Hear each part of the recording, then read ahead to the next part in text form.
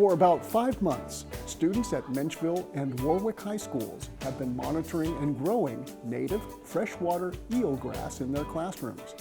It's part of a grant the Mariners Museum received called Bay Watershed Education and Training, or BWET. For the next 3 years, this grant will allow 9th graders at Menchville and Warwick to partner with Mariners Museum to improve the quality of the ecosystem in and around Mariners Lake. This spring, science classes from each high school took turns visiting Mariners Lake to plant the native eelgrass they've been growing in their classrooms over the winter months.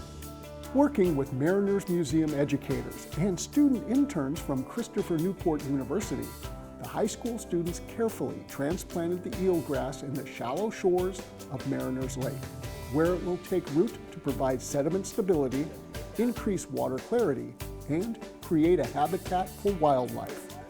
While at the lake, students rotated through learning stations to expand their understanding of the Chesapeake Bay watershed and used scientific instruments to measure the water quality of the James River and Mariners Lake, which are both located on either side of the historic Lions Bridge.